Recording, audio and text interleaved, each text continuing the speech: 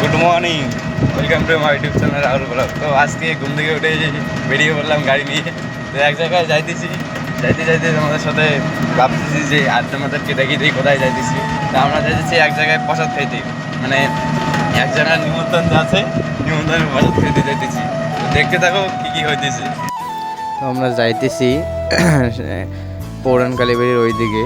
বেশি মানে আমাদের মেন টার্গেট ছিল সকালে উঠে একটু এক জায়গায় যাওয়ার, তা ওখানে যাইতেছি। ওখান থেকে বের পড়ে আমরা সোজা চলে যাব আমাদের যেখানে যাওয়ার কথা ছিল ওখানে যাব। তো ওখানে নামানামি শেষ, মানে ওখানে মানে যাওয়া শেষ। যাওয়ার পরে আমি এসছি এক জায়গায়, মানে বালুশিলি নিবে একটা ভাড়ায় আসছি।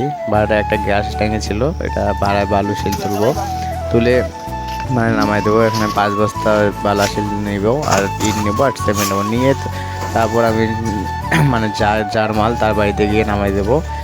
নামাই দিয়ে তারপরে আমি এই যে নামাই দিতেছি যাওয়ার সময় নামাই দিয়ে এখন আমি যাব। আমরা যাইতেছি এখন, আমি একটা যাবো ভাড়ায়, কজন স্টেশন যাবে, তো ওদেরকে নামাই দিতে যাব। যাইতেছি ওদেরকে আনতে। তো তোমরা আশা করি দেখতে থাকো। দেখি স্টেশনে গিয়ে ওদেরকে নামাই দিয়ে আসি। ওরা হয়তো বাইরে যাবে।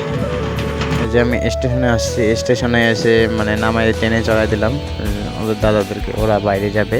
তারপর নামাই দিয়ে আমি একটা প্যাসেঞ্জার পেয়েছি স্টেশন থেকে। ওখান থেকে ওরা বললো একটু আমাদের পুরান কালীবাড়ি যাবে, আমাদের এদিকে মন্দির একটা, ওখানে ঘুরবে বলে। তারপর ওদেরকে ঘুরে দিয়ে ওদেরকে নামাই দিয়ে আমি চলে